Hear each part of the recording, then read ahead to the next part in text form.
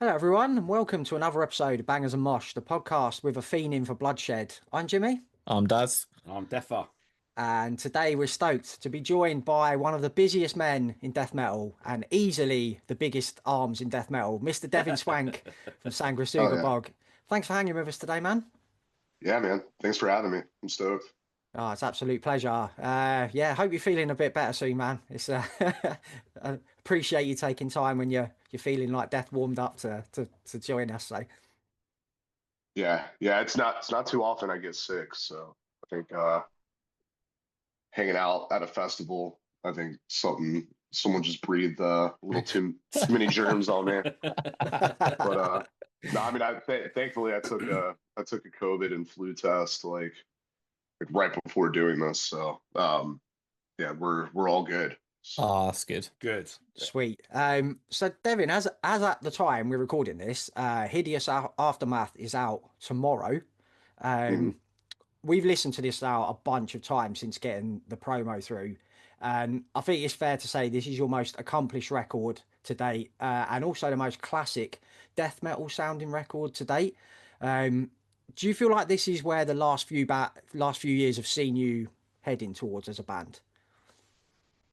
Yeah, I mean I think you know, I think every album is like some kind of weird like progression in this band, and I think me personally and a few of us in the band were just straight up like death metal purists. So I think this time around when it came to writing, it was just like instead of just sticking to our typical tropes, we want to bring a lot more influence in this record, stuff that we like really like as like just individual music fans rather than just musicians in Sanguisugabogg. So yeah, I think this is definitely our most like evil and death metal, sounding record to date.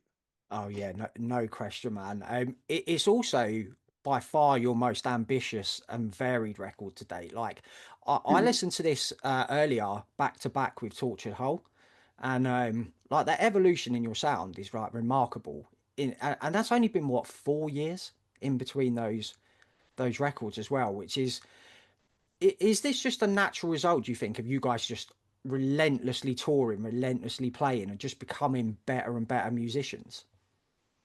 Oh yeah, yeah. I mean, there was a lineup change and everything too, Mm. and in between now and 4 years ago, and you know uh you know uh back then, when we had Cameron in the band, like Cameron had a lot of help, as far as like Cody, goes. There's a Yeah. lot of riffs that he would contribute to, and moving on from that, um, when we had Sed in the band, Sed was already friends with Cody for years. Drew is it's been my friend for a very long time too, and they're great players. So bringing them in, we we kind of knew what we were getting ourselves into. We knew what kind of players they were, and yeah, I just think just hanging out with them more and more, because as soon as like Sed and Drew had to pick up like the instruments in this band, it was like, all right, they're getting shoved out there to start touring and get some time under our belts. And yeah, I think just as a result from that and listening to music together, this kind of progression is what just came out of it. Yeah, I think a lot of anyone who like has had a preconceived idea of what Sanguisugabog is about to have their minds blown tomorrow when when they press play on this record. Definitely. Um, yeah. So we're just talking about the song, how much the songwriting craft, dude, has evolved in the band. Like, I just wanted to touch on a few things on the record that we just Hmm. picked up on. Like, Repulsive Demise with that was the first, like, the biggest, like, what fuck, with that industrial, like, Ministry, Godflesh Hmm. type stomp to it. Are you guys going to be bringing in more of your outside influences, do you think, in future to spread your sound a bit wider? Yeah, I mean, we been talking about it. We that was a scary song to put out there. We were thinking like, are people are people gonna be really keen to it, or are they just gonna kind of, think, oh man, they changed, they did this, they did that, and I think I think it's a lot of fun. It kind of dates back to a lot of albums that we like. Really big Justin Broderick fans, so Yeah. we love it. We love Godflesh. We love another album we love too is Roots by Sepultura. And if you remember, like on the later side of that album and everything, there was a lot of remixes to the tracks Hmm. that were on it, and that was just kind of like our nod to that kind of nuance in music, and we wanted to do like a Godflesh meets like Mortician, Last Days of Humanity, like style song, and put it out there to the world. Oh, it's come out brilliantly, man. Like it stands out on the record, but it's still within the flow of the record. It still feels like, do you know like when some bands try and experiment and it's like a real harsh, like, oh, what was that when it hits on the Yeah, plate, but Sticks out a bit too much, isn't it? yeah, this just flows yeah, so smoothly in there, man. So for a first attempt, like, Nailed absolutely it. nailed that sound. It's brilliant. Um, the track that I think my favorite track so far, semi-automatic facial reconstruction. It's got to be the maddest song you guys have written. There's so many like twists and turns and like oddball moments that really stand out in that song. yeah, yeah. I agree. That's one of my favorite tracks on the album too. And there's a lot of weird stuff. Like if you're really looking for it, you could find it. But and it's stuff like I didn't notice a little bit later. But there's like a lot of like stops and like weird chords that kind of remind me of Blood Brothers a little bit in that Yeah, Oh song. yeah. And yeah.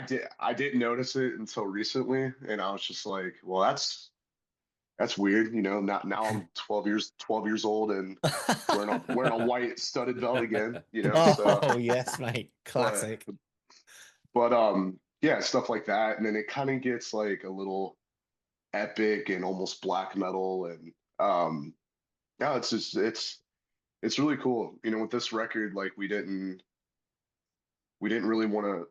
There was no like goal other than like let's play music that we're all gonna be stoked on to tour on for like the next year or two. Yeah. And it wasn't necessarily to cater like to people that already like us, because that sound's never gonna leave the band.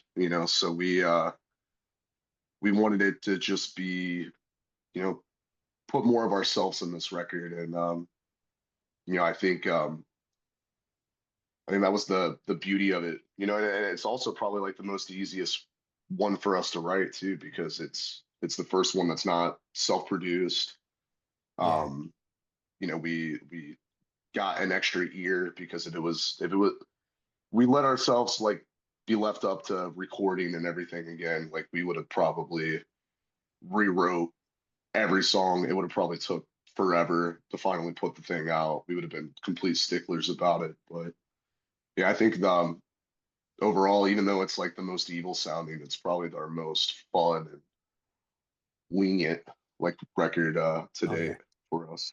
Yeah, no question. The last track I wanted to touch on quickly do as well. The song you've something that's seen like a dying art in music is the last track on an album, the closer. Paid in Flesh is fucking incredible, man. Like the way that song channeling that emotional side of bands like Crowbar and things like that is it's not something you see coming, but it's it's just such a brilliant piece of songwriting and like 7 minutes 50 as well. It's like the most ambitious song that you guys have ever written, surely.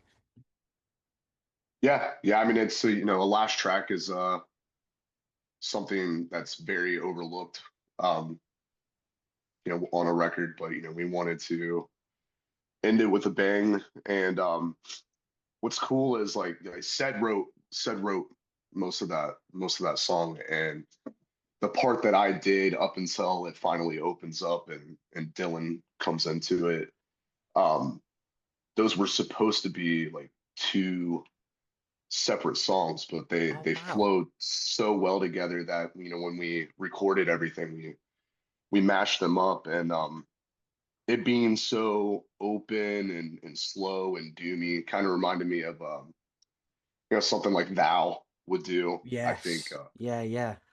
I thought that like they would just be perfect to get Dylan from Full of Hell on it, and so I texted him, and he was like, "What should I do?" And I was like, "You have the floor, dude. Like, do whatever you want, and I'll just write around what you write." So going into that song, you know, I wrote my parts in the studio, and I didn't start writing it until Dylan sent me like what he had. So I just did the build up to it, and then came in and did some lines with him, some trade offs and stuff like that, and it was a really cool like collaborative you know thing to do on this record. We love those guys. We love Full of Hell. So it was very awesome to like get to working with them. Yeah, that's killer, man. So you sort of touched, dude, on what I wanted just to ask you next. Like, when you're going into a record, do you have lyrics already written, or do you like to wait for the canvas of the song to arrive and then like do your painting over the top of it? Yeah, it all really depends. Now we're all kind of spread out, with the band and everything, and so like getting to meet together and write together, piece everything all together. It's really not much time to snap into it, especially with like touring schedule and stuff like that. So Yeah, it all really depends. Like if we have songs demoed out, I'll flush like most of them out.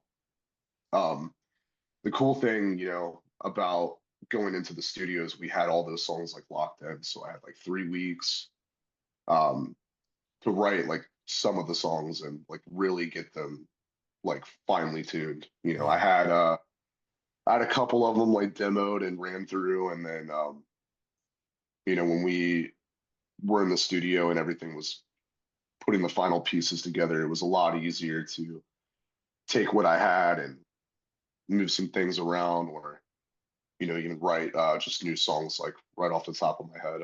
I've usually been I'm pretty. That's weird. That's the way my mind works. I'm pretty good at that. I mean, even our first demo, like the pornographic seizures, that was like a death metal freestyle. Like it was oh, just right sick. off the top of my Fucking head. hell. Yeah. So, I think when you do that too, it's just like, you're intrusive, impulsive, like just off the rip thoughts of like what to put there, come out, and it's no, it's a lot more interesting than just like flipping through medical books and looking up Yeah, words yeah. and trying to piece everything together. So Um, yeah, I tried. has how with like your music becoming more sort of complex and intricate and things like that, does it make your job as a vocalist harder to where to place your lyrics and like your flow and things like that? Um, yeah, I mean it's really all in the same. It's just following it. But Okay.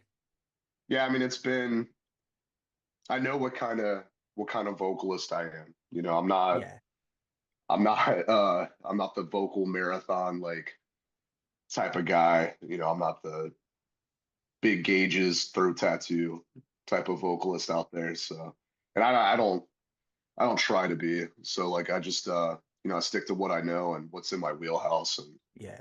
there's anything like too completely out of the ordinary, I just find ways to adjust to it. Sometimes it's easy, and sometimes I ask for like a little bit of help. What we've done on some parts is like it'll be me and Cody, and we're piecing some parts together, and he just does these like grunts, like this is what your pattern should be like, and I'm like, all right, I'll put words to that. Yeah. So, Sick. I suppose like, you're in various different bands with all kinds of different musicians as well. So I suppose that sort mhm. of wider scope of influences helps you to Yeah, how to do your job as a vocalist, essentially. Like, um, do you constantly work on your range and like getting different tones out of your voice and things?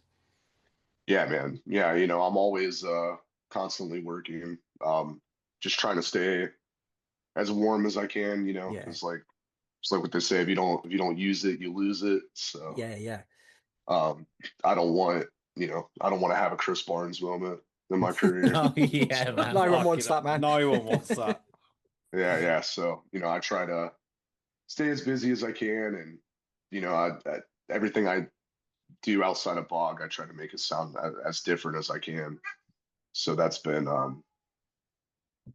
cool to have that and use that to, keep me on my feet. Yeah, sick. I know Def especially loved the Earthburner album. Me and you Oh Oh yeah. God, loved that record, didn't we? awesome. Yes. Um, so you touched on having a producer earlier, Devin. Like, so you guys, this is the first time you've like really handed your reins over to a producer, and I Hmm. suppose Kurt Ballou, if you're gonna hand it over to anyone, then he's probably the man you want to do it. How was that experience for you guys? Yeah, man, it's that's someone that we've looked up to just on our own, for so long. I got into Converge when I was in like eighth grade, so like 13 years old, like listening to them. And I've always respect his body of work, and he's just what he does for bands and his own music is just absolutely insane. And that was kind of scary territory, like because we're not a very like mid-range guitar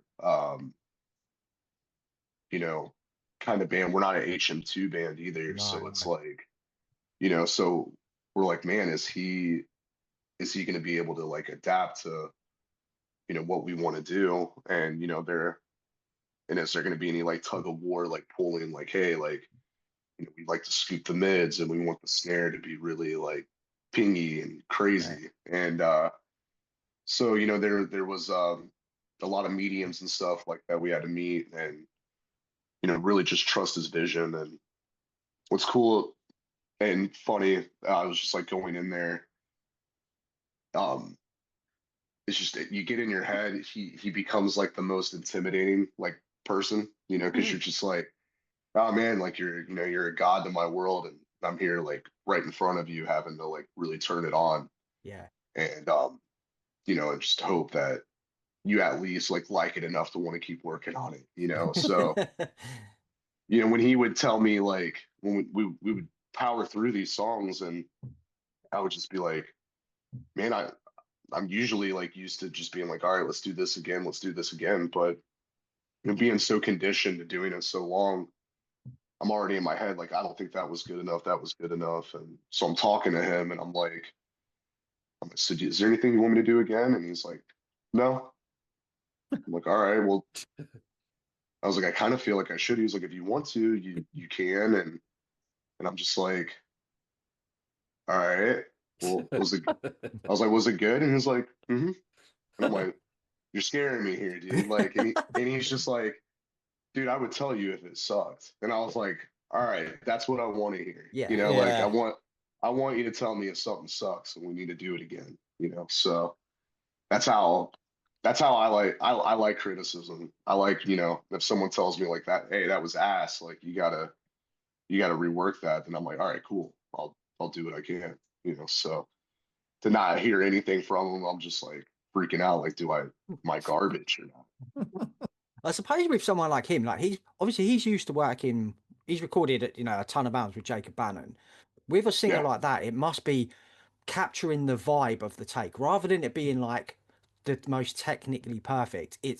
Was that the most like emotional take? Was that the most angriest take? So I suppose to yeah, him, he's just listening out for those things rather than technical perfection. yeah. I mean, and his equipment's so like, top of the line and everything Yeah, too. And that room is just it's just awesome. What what came out of us in there was something we didn't know we had. So like yeah, you know, that was one thing I wanted to do with this record is like leave some feeling into it, you know, some Oh yeah. rawness like with every track. And I think just what he does for recording is you know, that's what came out of us, you know, because if it was ourselves, like we'd be so lazy. We would just be like punch in here, punch in there, let's move this. And you know, Kurt's the type of guy, it's like, no, you're gonna do everything right. Like you mess up one part, we gotta do this whole thing over again. Otherwise it doesn't sound fluent, Yeah. you know? And I'm Yeah. just like, that's true, you know, and that's the difference between a band sounding so mechanical on the record and too polished versus a band that just sounds like raw. And you know, I'm glad that he did that for us. Oh yeah. It's production wise, man. I think it's perfect. It's Yeah. still got that. It's still got that Sanguisugabog flavor to it, but like you said, Mhm. the snare ping is like I think it's there, but it's blended a little more with the rest of the instruments. The guitars sound more classic death metal. It got that 90s classic death metal vibe to them. And obviously you guys got like the actual bass on the record as well this time. Yeah, yeah, that was something that we, you know, decided in the studio. So, you know, Cody and said Andrew, they all pitched in on playing bass on these tracks. We did still do the there is a track where on every song where it is the guitar going through the bass rig with Yeah. the octave pedal. So we could, you know, have that live sound like within the record. And yeah, I mean, I think Kurt mixing the record prior, Homicidal Ecstasy, and then coming in here and doing like the full engineering aspect of it. You know, he knew what he I feel like he knew what he wanted like before we even like parked right in front of the place. So it's Yeah. been it's been sick, man. You know, we've held on to this record now since the end of March. You know, we've been Oh wow. just Wow. been Wow. really anticipating like, you know, putting it out there. Yeah, that's a long wait. Been a long old build Yeah. up. Um, do you in this does Kurt like sort of chip in with arrangement ideas and stuff like that, Dev, when you're in the when you're in the studio? No, I mean, you know, I've seen like clips and stuff where he has done that. Um, he didn't he didn't do that with us. And I mean we didn't even ask. We didn't ask. So like it would have been really cool if he did. But one thing in particular that him and Zach did was you know, they helped the drum arrangements because it is a drum loop that's in Repulsive Demise. Yeah, that's You know, cool, that's man. why yeah, it has to have that. Yeah. So you know, they set that up, and then I think it was Kurt's idea to purchase a field recorder and just get some like background noise like going through the track. Oh, So sick. yeah, the little ping like siren that you hear, like Yeah. that's we were out just exploring the city of Salem, and we went to this lighthouse, and it was like midnight, and at midnight there was a siren that went off. So we before Fucking we hell. headed out of there, we recorded that siren and ended up actually putting it into the song. And you know, That's fucking sick, dude.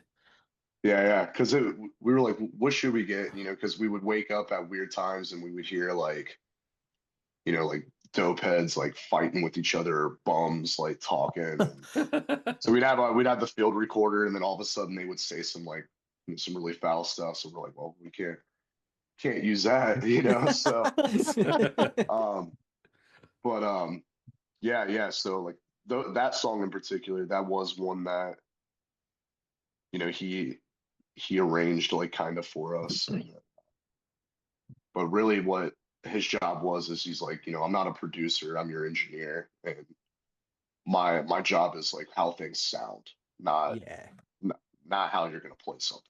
yeah. That's got to be quite a compliment as well. Just that. Oh no, these songs are perfect. Just record them as they are, man. So Mm. like, Yeah. hats off to those guys for writing such killer songs. Do you get involved with the songwriting, Devin, the actual like instrumentation and stuff? Do you chip in with like, whereas like they'll go, you should go here. Do you go, well, maybe if you did this little riff here, or Yeah, yeah. No, I totally do. You know, I Oh, cool. know I've known for a long time, like, you know, the stuff that I'm particularly like keen on in Mm. death metal is a lot of tremolo riffs and you know, a lot of stops and like grooves, and Oh yeah, man. I like things that are just like as much that are just as much melodic as they are brutal, you know, Yeah, too. That's why I'm a huge Gorgasm fan and stuff. And you know, I put in that influence in with, you know, not every song because every song doesn't need it, but you know, I'll pitch in some ideas here and there. And then I did that a lot on Homicidal, the record previously, but this one, you know, I really, and we all, me and Cody especially, really wanted Sed and Drew to really shine on this record and bring ideas that are their own and their own riffs and stuff. And I think, you know, giving that to them and letting them take over on it, you know, this is what we ended up getting, and we're extremely happy with it. oh yeah, it's the best, man. I fucking love this record. I've listened to it Mm. maybe 4 or 5 times now, and Oh yeah. it's not going to be leaving that the play the rotation. That's for sure, man. Um, s- so there's some you mentioned Dylan earlier. There's some really killer guest spots on here, man. Like Todd Jones, Mhm. Travis Ryan, Josh Welshman, Diamontel from Peeling Flesh as well. Was that just to add as much flavor as possible to the record? Yeah. Yeah. I mean, we with every full length we've done, um, you know, usually we cater one spot to a different vocalist. You know, Yeah, like Tortured Whole, we used Roger for Mortician, and then you know, with Homicidal, we had a spot catered for Aaron from Jesus Piece. yes, yeah, You know, and the reason why, like, you know, there probably would have been more, you know, had we had the time to, you know, really go forward with it. But the way we've always operated is like, all right, you have 2 months off from tour, get to writing, and you know, it's crunch time. There's deadlines you have to make, and you know, with this one, we delayed a lot of stuff and moved a lot of things around, and you know, we made sure that we had as much time as we needed, and not stretch ourselves way too thin, so we could just completely focus on a record. And yeah, I think with that, it just with that and you know, touring and playing with multiple bands and being friends with people, it just opened up a lot of opportunities to like ask our friends to jump in. And you know, there I mean, there was even more people that we've asked and like considered, you know, to jump on board with it. But you know, thankfully, like these people were, you know, down to get it done in like a timely manner, you know. And Mm. then another thing too is like I wanted every like guest spot to sound different than yeah, me. You know, it's not to yeah, say it's not something I could do live, but you know, I wanted it to like those spots like really speak for themselves. And you know, everyone that's on this record is somebody that I respect. So I'm glad that they brought you know, what they're good at on these songs. Like having Todd sound just like he did like on Abandon All Life, you know, yeah, yeah. was really cool. You know, I even told him, he's like, what do you want me to do with it? You know, and I just started sending him Abandon All Life songs and timestamps. I was like, I want you to sound like this, man. You know, and the same with Travis. You know, I wanted him to sound like those witchy, like, you know, crazy, like Just almost singing like vocals that he does mixed with Yeah, like gutturals. Do you text him just saying, Travis, go full Gollum? Yeah. Just full Gollum Travis. Yeah. It was, oh man, I don't think he'd hate this if I talked about it. So he sent us a because the song's about guns, okay, and Travis is he knows a lot about guns, believe it or not, and Okay. he's a range man, like he goes to the range all the time and shoots. It's Oh, like a cool. hobby. And so we catered this spot for him, and I told him, I was like, do what you want to do, what you need to do. And he sent me this like drill rap. It was literally it's him doing vocals, but um it's like 556 7. He's just naming like guns, like, and then he goes, got my glizzy, got my Drake, pull out my gat because you're a bitch, like just going hard on it. And I'm just Nice like, team. whoa, and I was like, yeah, man, this song's actually kind of serious, like this was because I wrote the song.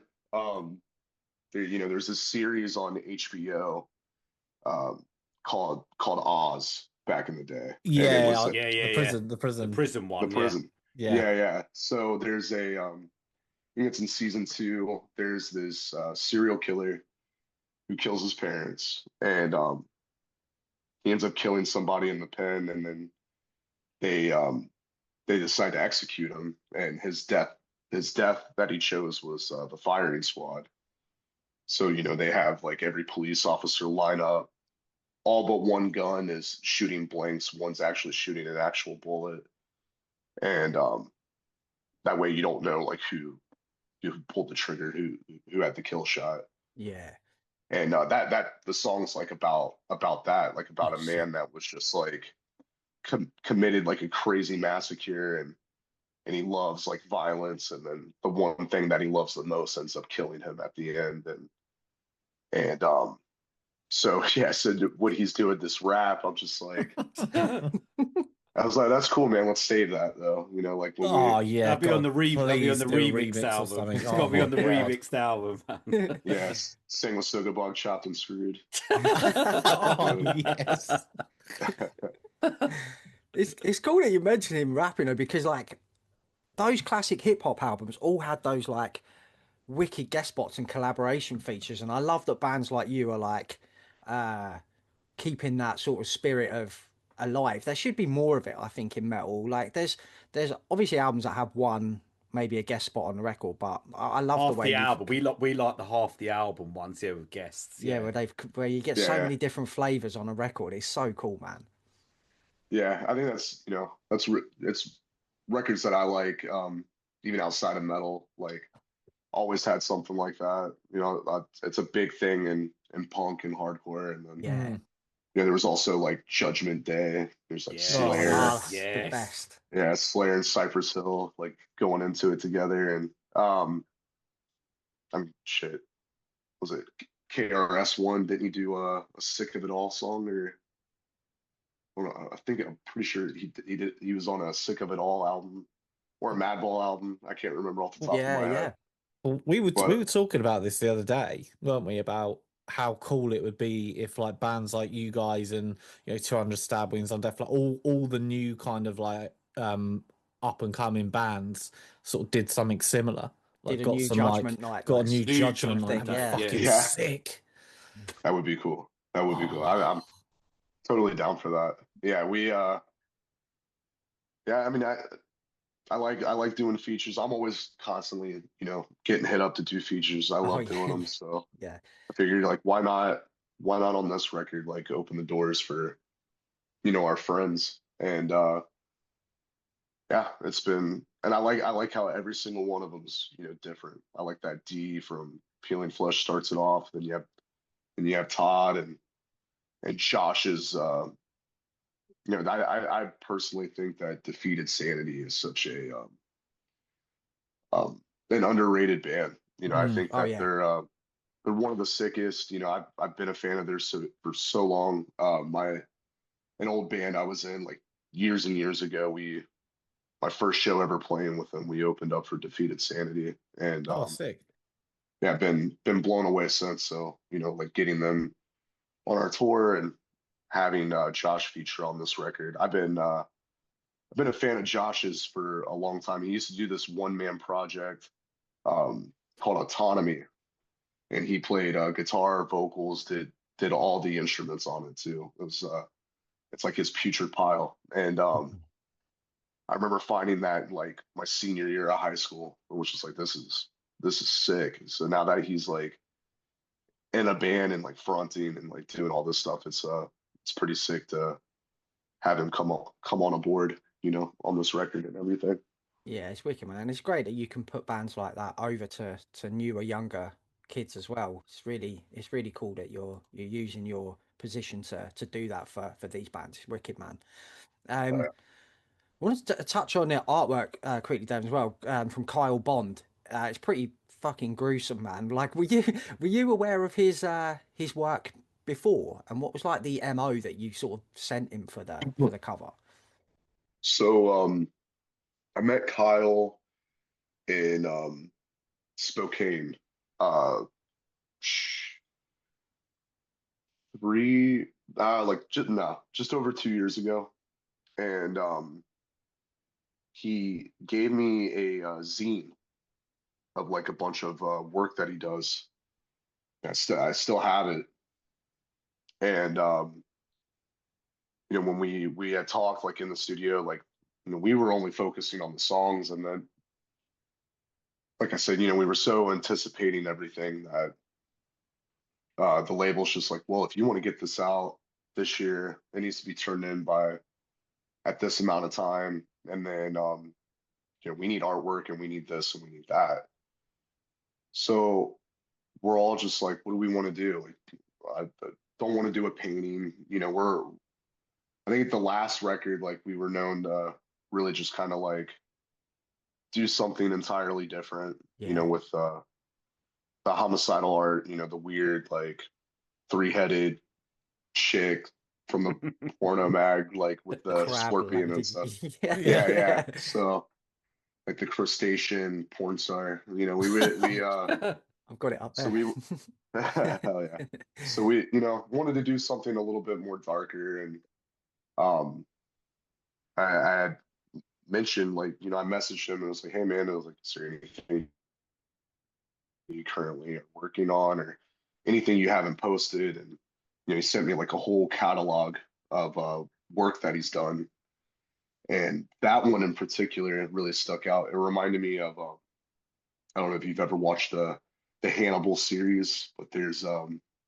there's an episode where there's like a human totem pole, and it's like very Fuck tall, yeah. like in the middle of this beach. And I was like, dude, that's, I mean, we already had the album named, like, prior to even going into the studio, and I think that was just something that fit, with the name and the Yeah. theme, and decided to like run through with it. And then as far as like the booklet and all the other artwork that he did, they were all like collages that he found on like on like these gore websites, and decided to like very like digitally like manipulate them and everything too. And um I like that he used like an actual typewriter to type up the lyrics, Yeah, and that's cool.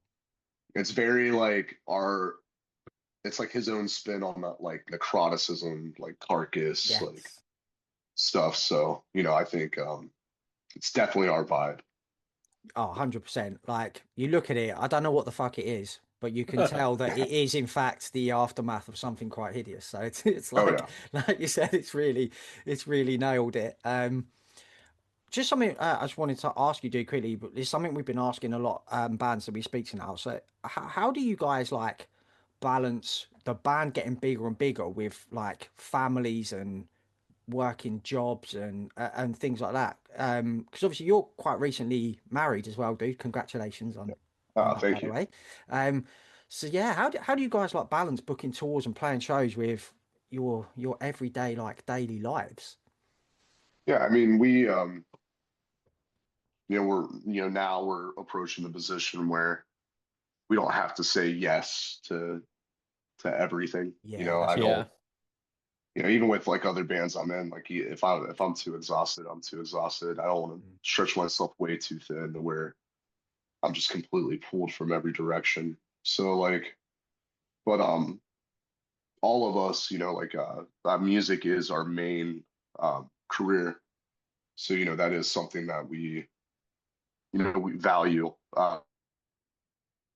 Um, More important, we got to be out there to so we can afford our livelihood and stuff at home. But it's just so weird because like at the same time, like I say that, but it doesn't feel that way because as I get older, and I'm also speaking for everyone else, like I still get more passion out of music than I I I ever did like in my life, That's good. so I don't know, like well, I mean when you're bit by that bug that you're touring and doing your thing and putting music out there and you're going to shows, I still even go to shows like for some it would probably the last thing they would want to do, like I'm going to DIY shows and all kinds of club shows and everything around home. um Yeah. I don't know, man. I think that when it's literally, when you're completely immersed in it and have been for so long, it's just like you somehow always have the time for it. And Yeah. I'm in a lucky spot too, because my wife is very supportive. Um, I met her, when I met her like right after COVID, and um, we started like touring, so she knows how my life gets. And Yeah. then she's always been by my side. And then she's also a huge music fan too. So like we went to see Conan Oh, sick. Oh, at a show, and then we like 4 days before that we went to go see I Hate God and Crowbar. So we're always like trying to pick up shows. We saw Carcass not too long ago, and Amazing. so yeah, it's just it's been a part of my life for so long, and it's cool. Like in real time, I'm seeing myself become the old head at Yeah, shows. yeah, So yeah, yeah. yeah.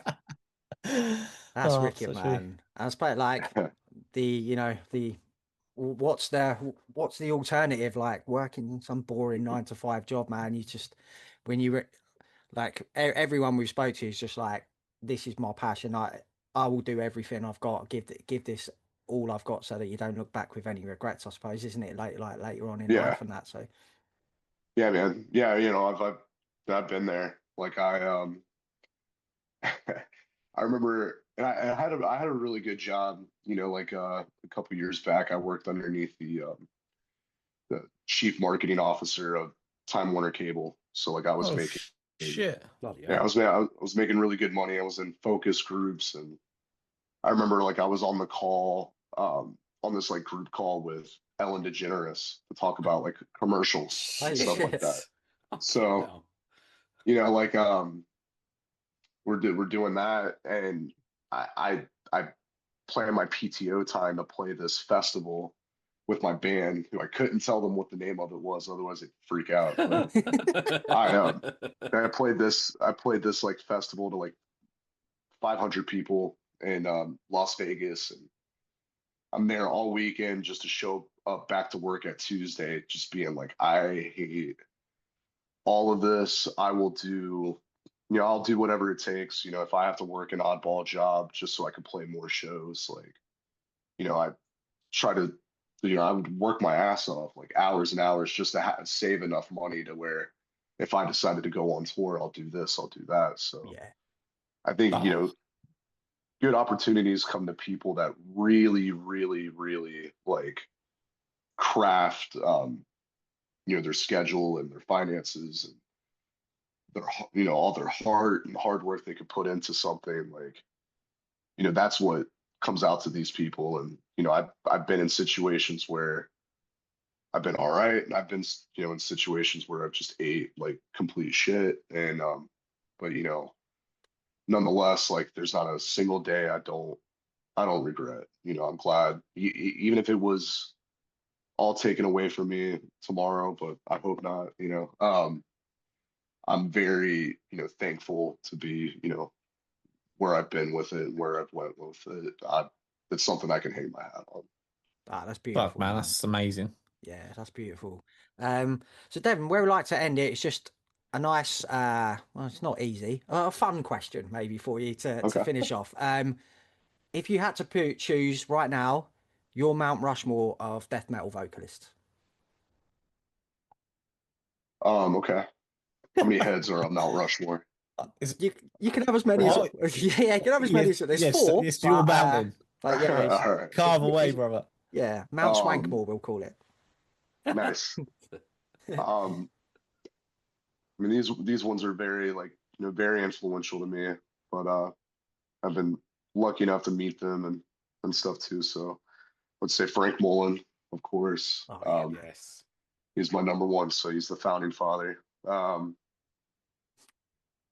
Say Corpse Grinder, just delivery and stage presence alone.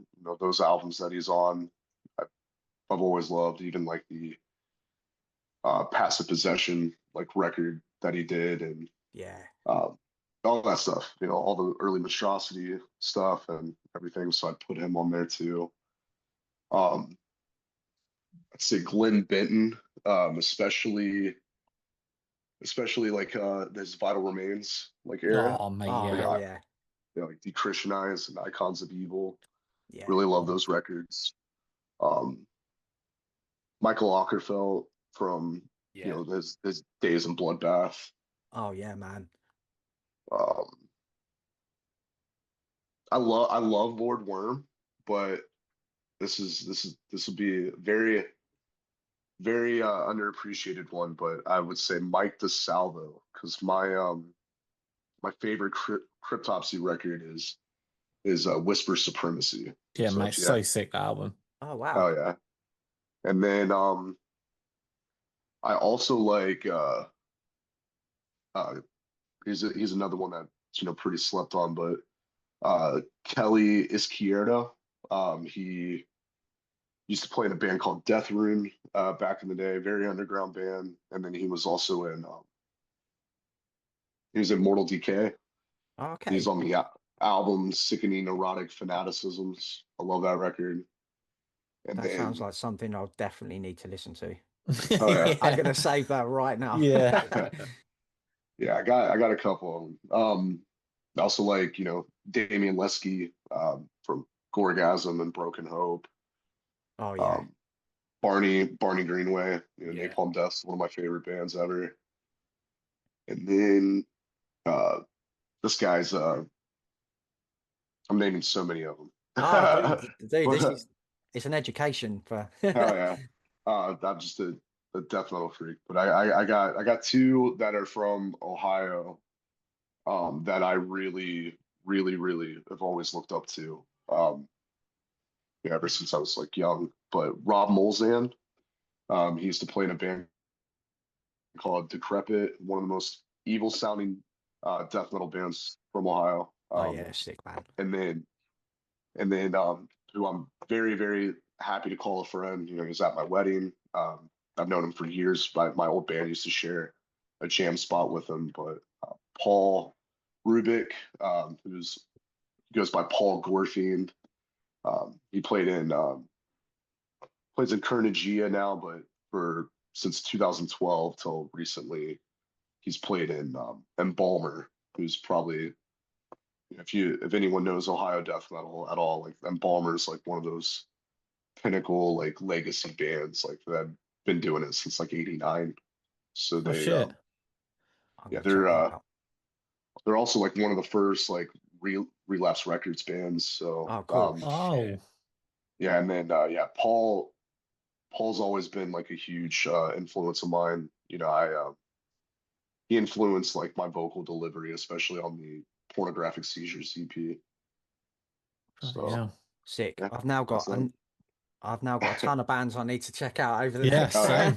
over the next few weeks. So yeah, we'll let you know how our education goes.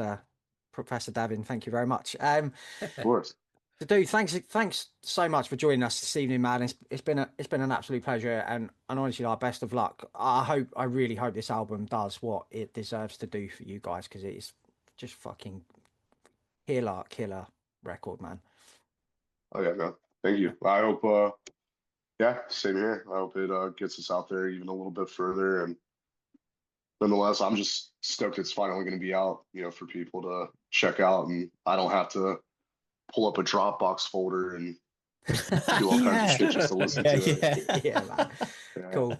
Devin, we'll be seeing you in London in February, man. We're going to be at that Sick. at that tour. Yep. So yeah, we'll see you then. And to everyone else, we'll see you all very, very soon. But until then, party on, dudes.